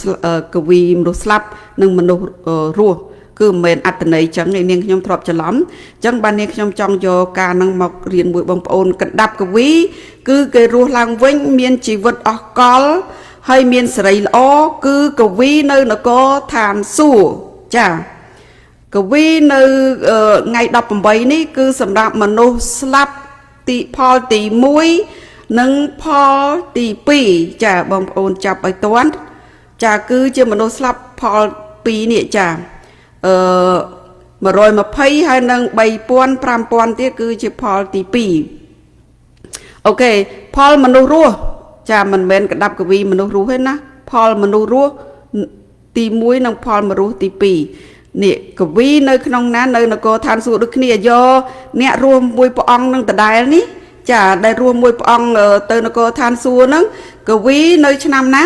នៅ1889នៅសេចក្តីជំនុំរះមនុស្សស្លាប់នេះបងប្អូនចាកវីសម្រាប់មនុស្សផលមនុស្សរស់ចាផលមនុស្សរស់នេះផលទី1មនុស្សរស់ផលទី2នៃមនុស្សរស់ឃើញទេអញ្ចឹងនេះគឺកវីចាប់ផ្ដើមពី1884នឹងមកកវីសម្រាប់មនុស្សរស់44មើលនិយាយឃើញភ្នែកឃើញទេមាត់ទៅនិយាយចុះអញ្ចឹងមិនថាបបោមាត់មិនស្អាតមែន1844កវីសម្រាប់មនុស្សរស់ផលទី1និងផលទី2មនុស្សរស់បងប្អូនឃើញដាក់ទេនេះឃើ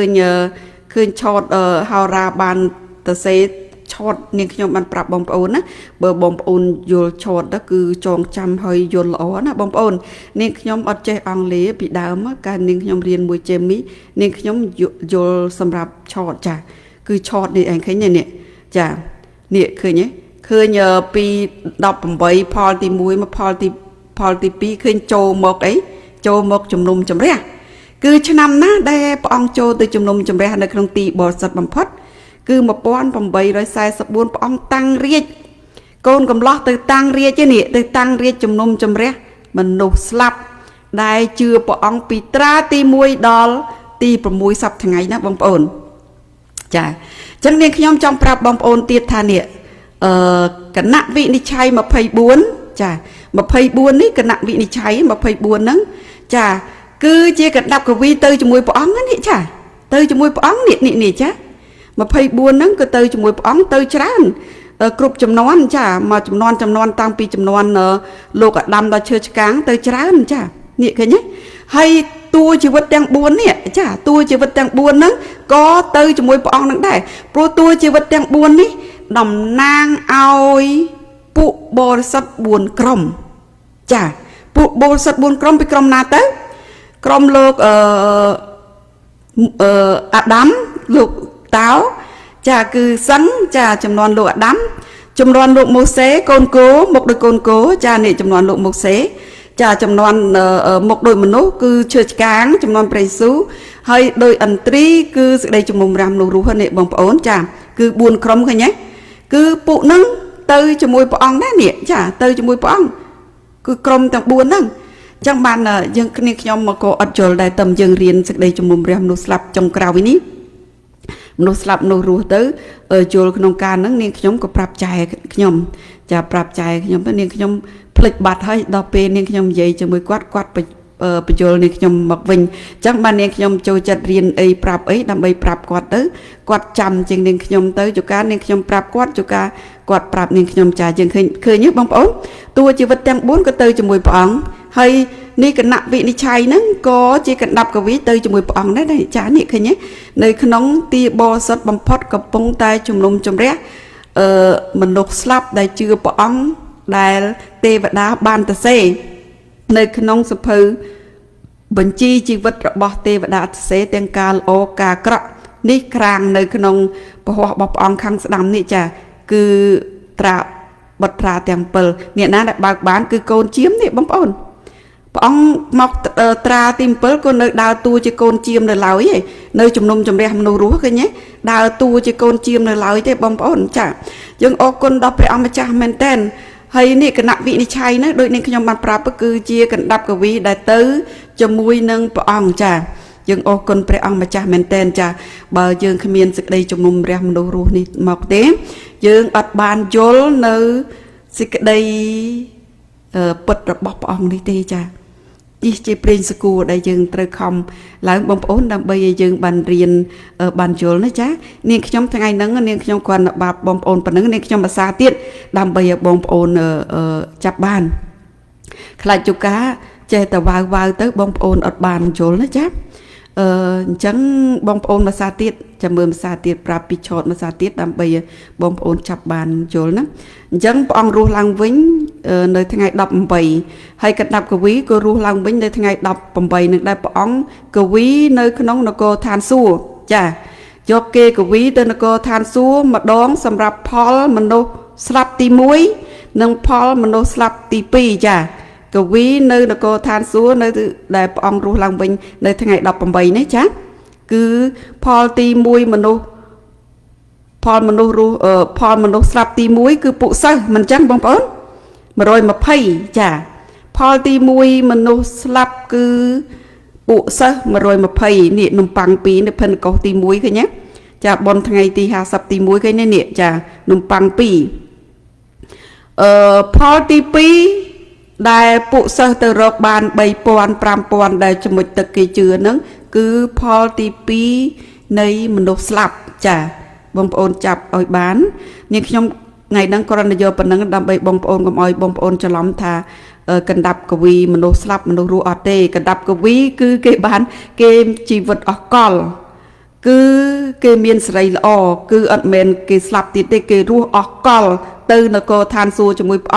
អង្គកវីគេម្ដងចាជាកណ្ដាប់កវីហ្នឹងជាដែលរស់ទៅជាមួយព្រះអង្គណាចានឹងសម្រាប់មនុស្សស្លាប់ផលទី1ផលទី2ហើយកវីម្ដងទៀតសម្រាប់មនុស្សរស់នៅឆ្នាំ1844សម្រាប់មនុស្សរស់ចាសម្រាប់មនុស្សរស់នេះគឺផលទី1នៃមនុស្សរស់ហ្នឹងគឺ140,000យើងដឹងហើយ140,000ចាផលទី1នៃមនុស្សរស់ផលទី2នៃមនុស្សរស់គឺមួយវងធំចាគឺ second fruit នេះគឺចាផលទី2ហើយភិនកុសទី2នេះចា140,000បានគ្រប់ចំនួនហើយបុណ្យទីថ្ងៃ50ទី2អញ្ចឹងបងប្អូនទៅដឹងទៀតមានបុណ្យថ្ងៃទី50ទី1ព្រះលហិនភ្នំលហិនទី1ហើយភ្នំលហិនទី2គឺជាពួក144,000នេះចាគឺភិនកុសទី2ពួកសិស្សចាប់ដើមដំណឹងល្អចាឃើញទេចាប់ដើមដំណឹងល្អពួកសិស្សណាចាពួក140,000ភិនកុសទី2បញ្ចប់ដំណឹងល្អបាត់នៅសេចក្តីសង្គ្រោះហើយបងប្អូនចាឃើញទេផលទី2ទៅឃើញចប់ហើយត្រឹមនឹងចាគឺផលទី2ខ្លុះហើយនេះ probation ខ្លុះហើយបងប្អូនចានៅផលប្រមូលបានពួកមួយវងធំមកចា Sunday Law ហើយអីហើយប្រមូលបានមួយវងធំគឺបាត់សេចក្តីសង្គ្រោះសេចក្តីវេទនាទាំង7ធ្លាក់មកត្រែទាំង7ផ្លុំត្រែទី7ផ្លុំហើយចាគឺសេចក្តីវេទនាទាំង7ធ្លាក់មហន្តរាយទៅលើពួកអ្នកដែលមិនទទួលនៅព្រះអង្គមិនទទួលនៅសេចក្តីពិតរបស់ព្រះអង្គគឺគេត្រូវសេចក្តីវេទនាទាំង7ពួកយើងចូលទៅណាពួកយើងចូលទៅក្នុងនគរហើយបងប្អូនណៃពួកយើងចូលទៅក្នុងនគររបស់ព្រះអង្គហើយចានៅក្នុងទីនោះហើយចាយើងបានផុតពីសេចក្តីវេទនាទាំង7ពីសង្គ្រាមម៉ាកេដូនពីព្រះអង្គរួមព័ទ្ធយើងដោយកំផែងភ្លើងមិនចឹងចឹងសូមឲ្យព្រះអង្គបានប្រទានពរដល់បងប្អូនទាំងអស់គ្នាតើបងប្អូនបានយល់ខ្លះទេចាយល់ខ្លះក្នុងការនឹងទេព្រោះបុណ្យថ្ងៃទី50ទី1ចា120ហើយនឹងបូកទី2គឺ120ទៀតបាន240គុណនឹង600នេះគឺឲ្យប្រែចិត្តសម្រាប់ព្រះគម្ពីរដំណឹងល្អទាំង5ហ្នឹងឲ្យគេប្រែចិត្តបាន140,000ហើយ40លេខ40ហ្នឹងគឺតំណាងឲ្យព្រះអង្គនៅផ្សាយពីនគររបស់ព្រះអង្គ40ថ្ងៃគុណនឹង3យើងដឹងហើយលេខប្រកេះរបស់ព្រះអង្គពវរបិតាព្រះបុត្រាបាន120ចាគឺពួកសិស្ស120គុណនឹង5លេខ5គឺតំណាងឲ្យព្រះគម្ពីរហើយបាន600ឲ្យគេប្រែសាកលបងការប្រែចិត្តហ្នឹងបាន600គុណនឹង10តំណាងអីបងប្អូន តំណាងឲ្យពិភពលោកមិនចឹងចា600តំណាងឲ្យពិភពលោកស្មើនឹង6000ជាឆ្នាំអីទុកឲ្យប្រែចិត្តចាគឺចប់600គឺចូល7គឺចប់ហើយបងប្អូនយើងចូលទៅនគរបាត់ចូលនគររបស់ព្រះអង្គបាត់ហើយអញ្ចឹង600នេះទុកឲ្យការប្រែចិត្ត600 6000ទៅប្រែចិត្ត600នេះការសាកល្បងរបស់ព្រះគម្ពីរចា5ក្បាលហ្នឹងណាចាហ្នឹងហើយចានាងខ្ញុំរៀនចូលលេខ10តំណាងឲ្យពិភពលោកលេខ5តំណាងព្រះគម្ពីរលេខ3តំណាងឲ្យប្រកេះព្រះអង្គលេខ40គឺព្រះអង្គផ្សាយពីនគររបស់ព្រះអង្គនគរប្រគុណគឺ40ថ្ងៃចាមិន10ថ្ងៃទៀតគឺព្រះអង្គប្រទាននៅអង្គព្រះវិញ្ញាណផេណកុសទី1មកនៅក្នុង120នាក់នេះចាយើងអរគុណដល់ព្រះអង្គម្ចាស់ប៉ុន្តែ120គឺដល់ពេលម្សែន44000នោះគឺច្រើនជាងព្រះវិញ្ញាណដើមម្ដៅទៀតព្រះវិញ្ញាណចុងម្ដៅនេះគឺច្រើនណាបងប្អូនចាដល់ព្រះវិញ្ញាណដើមម្ដៅតំណឹងល្អបានដល់120ឯដល់ពេលព្រះវិញ្ញាណចុងម្ដៅគឺ140,000ឃើញទេអញ្ចឹងមានន័យថាពួកសិស្សហ្នឹងគឺបាន120ទៅប្រមូលបានច្រើនមែនតើមិនចឹងមិនធំតែ3000 5000គឺច្រើនពួកនឹងដល់ពួកអ៊ីស្រាអែលពួកអីហ្នឹងរស់ឡើងជាក្រុមជាកងទ័ពមិនចឹងនៅក្រុមនៅអេសេគៀលចំពុក47យើងនឹងរៀនជាមួយគ្នាទៅទៀតណាចាអញ្ចឹងពួក140,000ប្រមូលទៅប្រមូលពួកមកវងធំដែលមុនដំបូងបាន20កោតមិនចឹងពីទឹកនៅអេសេគៀល47ពីត្រឹមភ្នែកគោត្រឹមជង្គង់ត្រឹមទូងត្រឹមចកេះត្រឹមទូងគឺរាប់បាន20កោតដល់ពេលដល់ហែលទៅនោះគឺរាប់អត់បានទេរាប់អត់បានទេចាគឺរាប់មិនអស់ចាគឺរាប់មិនអស់ទេទៅផលទី2នៃមនុស្សរស់140,000ផលទី1នៃមនុស្សរស់ពួកសិស្សជាផលទី1នៃមនុស្សស្លាប់ក្រោយពួកសិស្សទៅប្រមូលបាន3000 5000ផលទី2នៃមនុស្សស្លាប់ចានឹងរាប់កវីហ្នឹងកវីបាន2ដងអញ្ចឹងណាអញ្ចឹងសូមឲ្យបងប្អូនបានយល់កុំឲ្យច្រឡំថាកណ្ដាប់កវីមនុស្សស្លាប់កណ្ដាប់កវីមនុស្សរស់មិនអត្តន័យនឹងទេចាគឺផលមនុស្សស្លាប់ផលមនុស្សរស់កណ្ដាប់កវីគឺគេមានជីវិតអស់កលនៅក្នុងនគរឋានសួគ៌ហើយចាគឺកវីម្ដងមនុស្សស្លាប់កវីម្ដងទៀតគឺមនុស្សរស់ព្រោះគេនៅនគរឋានសួគ៌ស្រាប់គេបានជីវិតអស់កលគេមានសេរីល្អរួចទៅហើយកវីនៅមនុស្សរស់ម្ដងទៀតនៅឆ្នាំ1844ចឹងបងប្អូនបានយល់ត្រួសប៉ុណ្ណឹងទៅសូមឲ្យព្រះអង្គបានគង់ជាមួយនឹងប្រទានពរដល់បងប្អូននៅគ្រប់ទីកន្លែងចាសូមឲ្យបានលឺនៅសេចក្តីជំនុំរះមនុស្សរស់នេះហើយឲ្យបងប្អូនបានទទួលនៅសេចក្តីសង្គ្រោះឲ្យបងប្អូនបានរៀននៅក្នុងសេចក្តីជំនុំរះមនុស្សរស់ឲ្យបងប្អូនបានច្បាស់នៅក្នុងការនេះផងដែរដើម្បីកុំឲ្យយើងច្រឡំនៅកណ្ដាប់កវីនេះចាព្រោះនាងខ្ញុំជាទី1ដែលនាងខ្ញុំបានច្រឡំហើយប្រកែកដល់គាត់ទៀតចាប្រកែកប្តីខ្ញុំថាជាពួកកណ្ដាប់កវីជាផលមនុស្សរស់ទី1ឃើញទេអញ្ចឹងបាននាងខ្ញុំយកការនឹងមកបងប្អូនបានយល់នៅក្នុងកណ្ដាប់កវីនិងផលទី1មនុស្សរស់ផលទី2មនុស្សស្លាប់ជាងអរគុណដល់ព្រះអង្គម្ចាស់សូមឲ្យព្រះអង្គបានគង់នៅជាមួយបងប្អូនគ្រប់ទីកន្លែងហើយបងប្អូនបានយល់ថាផលទី1នៃកណ្ដាប់កវីគឺគេបានទៅនគរឋានសួគ៌ជាមួយព្រះអង្គហើយគេនៅក្នុងទីជំនុំជម្រះនៅគណៈវិនិច្ឆ័យហើយនឹងតួជីវិតទាំង4ក៏ទៅជាមួយពួកព្រះអង្គនឹងដែរចាអរគុណព្រះអង្គម្ចាស់មែនទែនសូមឲ្យសេចក្តីជំនុំរះមនុស្សរស់នឹងបានលឺដល់បងប្អូនគ្រប់ទីកន្លែងដែលបងប្អូនដែលបានយល់ពីមុនមកឲ្យបានយល់ទទួលនៅសេចក្តីជំនុំរះមនុស្សរស់ដើម្បីឲ្យបងប្អូនបានសិក្សាបញ្ជាក់បង្ហាញខ្លួនដើម្បីបងប្អូនបានត្រាព្រោះសម័យនេះជាសម័យបោះត្រាហើយកុំបងប្អូនជឿទៅលើមេដឹកនាំរបស់បងប្អូនថាសារនេះខុសបងប្អូនសិក្សាបញ្ជាក់បង្ហាញខ្លួនដល់ខ្លួនឯងកុំឲ្យតាមមេដឹកនាំរបស់បងប្អូនដែលបីហាញនៅជ្រីហ្នឹងចាបងឲ្យទុកចិត្តលើមនុស្សដែលមានក្នុងដកដង្ហើមតាមរុនច្រមុះចាគ្រប់គ្នាគឺដកដង្ហើមតាមរុនច្រមុះព្រោះយើងដកដង្ហើមតាមរុនច្រមុះយើងមិនអាចជួយសង្គ្រោះអ្នកណាបានទេគឺមានតែព្រះទេដែលអាចជួយសង្គ្រោះបងប្អូនបានសូមបងប្អូនអធិដ្ឋានទៅរកព្រះសូមឲ្យព្រះអង្គបាននាំបងប្អូនចុះគ្រប់ទាំងសេចក្តីពិតទទួលនៅសេចក្តីពិតនៅសេចក្តីជំនុំរះមនុស្សរស់បងប្អូននឹងបានភ្លឺទៅផ្អែមទៅ ចាដូចជាបងប្អូនបានទទួលនៅស្ដីជំនុំរះមនុស្សរស់ហើយបងប្អូនខ្សោយបងប្អូននឹងចាក់ប្រេងបន្ថែមប្រេងសគួរបន្ថែមចាក់បន្ថែមទៀតទៅចាដើម្បីឲ្យជាគៀងរបស់យើងនៅតែភ្លឺយើងដឹងហើយថាយើងត្រូវតែមានជាគៀងហើយមានប្រេងនៅក្នុងជាគៀងនាងខ្ញុំតែងប្រាប់បងប្អូនរំលឹកឲ្យព្រឹកទៀតជាគៀងគឺជាព្រះបន្ទូលរបស់ព្រះអង្គប្រេងនៅក្នុងជាគៀងគឺជាសេចក្តីជំនុំរះមនុស្សស្លាប់ហើយដែលយើងទទួលនៅសេចក្តីជំនុំរះមនុស្សរស់មួយទៀតយើងមានប្រេងសគួរសម្រាប់ចាក់ចាព្រោះយើងសោយបងប្អូនចាបើពន្លឺនោះឯងជាបတ်ទំនាយដល់អញ្ចឹងយើងសោយយើងចេះតែចាក់ថែមទៅជាគៀងរបស់យើងជាភ្លឺយើងចេះដើរទៅមុខទៅបើស្រីព្រហ្មចារីដែលអត់មានប្រេងសគួរគេនឹងលុតកន្លះផ្លូវព្រោះគេមានតែសេចក្តីជំនុំរះមនុស្សស្លាប់ប្រេងនៅក្នុងជាគៀងរបស់គេនឹងរលត់គេបានទទួលនៅសេចក្តីជំនុំរះមនុស្សរស់ជាប្រេងសគួរចាក់បន្ថែមទៀតទេព្រោះព្រះអង្គនឹងមកតាំងរាជព្រះអង្គនៅសេចក្តីជំនុំរះមនុស្សរស់នៅផែនដីនេះព្រះអង្គកំពុងតែជំនុំជ្រះនៅនគរឋានសួគ៌នៅត្រាទី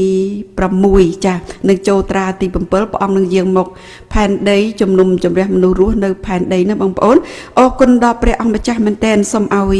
ព្រះអង្គបានជួយកូនអស់គ្នាទាំងបងប្អូននៅទីនេះនិងបងប្អូននៅកន្លែងផ្សេងៗដើម្បីឲ្យកូនអស់គ្នាបានកាត់ស្បែកតិចដើម្បីបានយល់ព្រោះសូមឲ្យគេបានយល់ដោយគេបានកាត់ស្បែកតិចកុំឲ្យអារក្សាតាំងនឹងបំបាំងតិចនឹងបំបាំងភ្នែកកូនអស់គ្នាថ្នាំលាបភ្នែកហើយឲ្យកូនអស់គ្នាមានអាវនៅស្ដីសុចរិតរបស់ព្រះអង្គមានប្រេងលាបភ្នែកនេះហើយនឹងមាសសម្រងដែលកូនអស់គ្នាខ្វះនេះសូមឲ្យព្រះអង្គបានប្រទានឲ្យកូនអស់គ្នាបានមានព្រោះកូនអស់គ្នាបានបន្ទាបខ្លួនមករកទ្រង់ដើម្បីឲ្យទ្រង់បានបំពេញកូននៅអ្វីដែលកូនអស់គ្នាខ្វះខាតផងដែរព្រះអង្គឲ្យជួយកូនអស់គ្នាទាំងបងប្អូននៅទីនេះនិងបងប្អូននៅកន្លែងផ្សេងៗអាមែនមុននឹងបញ្ចប់កម្មវិធីថ្ងៃនេះនាងខ្ញុំនាំយកចម្រៀងមួយបទចាបញ្ចប់នៅក្នុងចម្រៀងថ្ងៃនេះនាងខ្ញុំអត់យកច្រើនទេដោយប្រាប់បងប្អូនអញ្ចឹងនាងខ្ញុំយកតែមួយក្រុមនឹងមកដើម្បីឲ្យយល់ពីដង្វាយកវីហើយឲ្យបងប្អូនបានដឹងថាដង្វាយកវីនៅពេលណាខ្លះអញ្ចឹងណាចាបើបងប្អូនមិនច្បាស់ទេបងប្អូនអាចសួរទៀតណាចាដើម្បីឲ្យយើងបានយល់បងប្អូនអាចបើកទៅសៀវភៅខ្មែរបរិសុទ្ធនៅលេខ205ខ្ញុំចង់បំរើត្រង់ចាសូមបងប្អូនអរគ្នាច្រៀងជាមួយនាងខ្ញុំនៅលេខ205ខ្ញុំចង់បំរើត្រង់អាមែន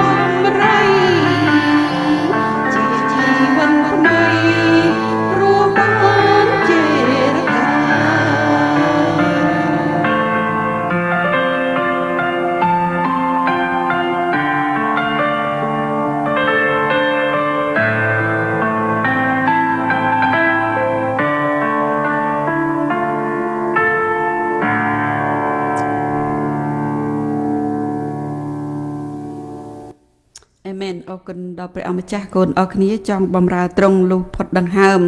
សូមឲ្យព្រះអង្គប្រទានពរដល់កូនអរគ្នាប្រទានឲ្យកូនអរគ្នាមានដំណោយទានផ្សេងៗដើម្បីធ្វើការត្រង់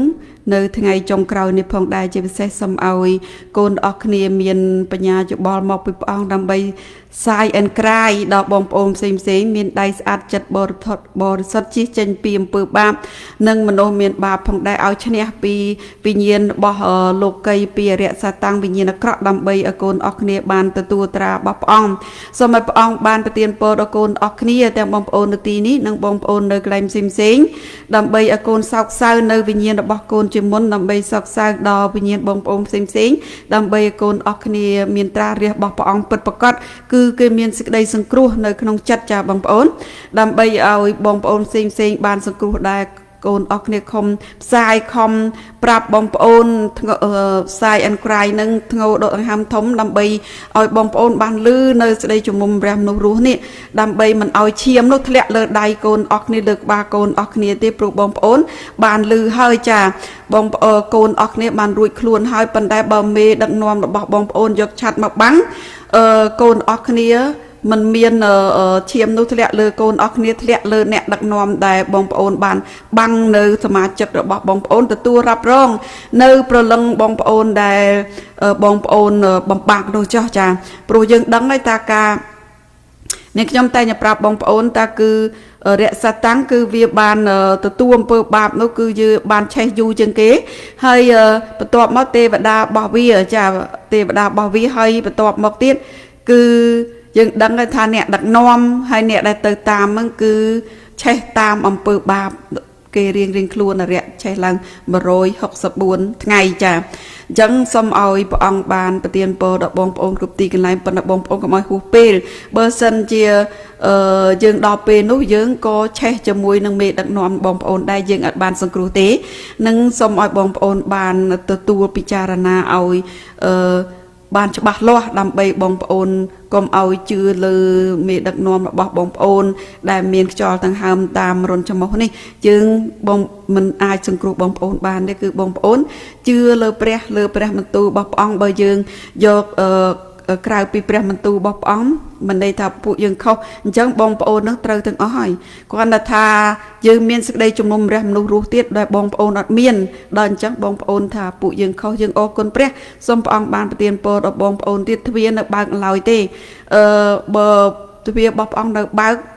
ព្រះអង្គបាត់ក៏គ្មានអ្នកណាបើកបានដែរបងប្អូនចាំឡោះឲ្យតន់ទ្វាររបស់សេចក្តីសង្គ្រោះនៅបើកនៅឡើយទេនៅបោះត្រាមួយ140,000នៅឡើយទេម្លោះឲ្យសូមឲ្យបងប្អូនមកចូលមកតន់ពេលដើម្បីឲ្យបងប្អូនបានសង្គ្រោះទទួលនៅសេចក្តីសង្គ្រោះបងប្អូនបានត្រារបស់ក្រឹតវិន័យហើយបងប្អូនបានទទួលនៅត្រាមួយទៀតគឺត្រាចុងរដូវនឹងបងប្អូនបានជីវិតអកលក៏បងប្អូនមិនបានដល់ក៏បងប្អូននឹងរស់ឡើងវិញនៅក្នុងក្រុមពួកបរិសុទ្ធផងដែរចា៎យើងអរគុណដល់ព្រះអង្គម្ចាស់នៅថ្ងៃបរិសុទ្ធនេះបងប្អូនអធិដ្ឋានបញ្ចប់ជាមួយនាងខ្ញុំនៅក្នុងថ្ងៃនេះទាំងអស់គ្នាចា៎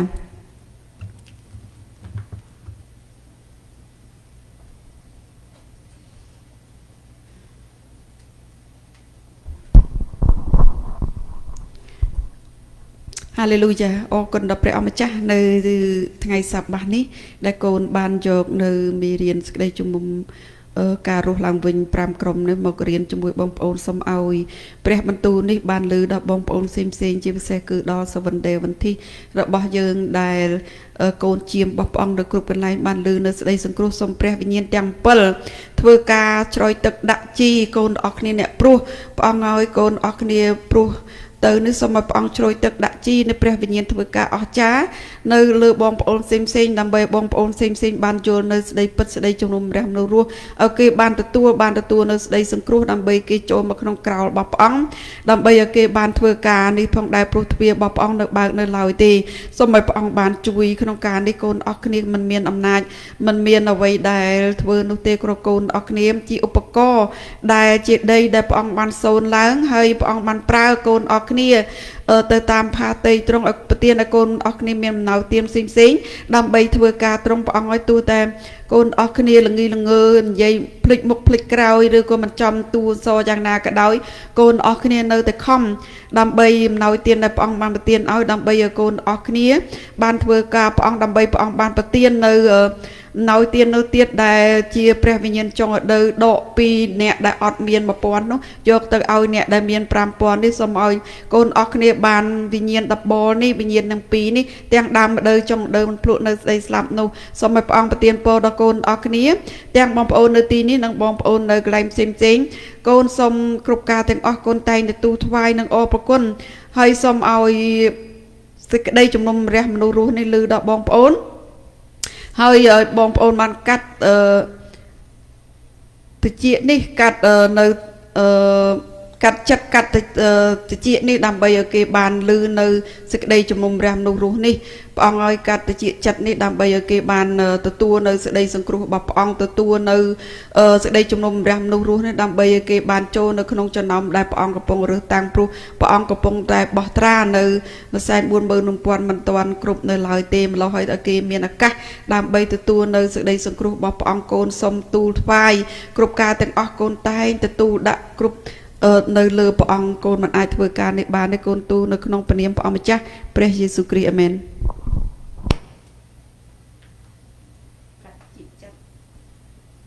កាត់ជាស្បែកបោះតែនិយាយច្រឡំចាសូមឲ្យព្រះអង្គបានគង់នៅជាមួយបងប្អូនគ្រប់ទីកន្លែងចាយើងជួបគ្នាទៀតនៅក្នុងម៉ោង10បងប្អូនចាតាម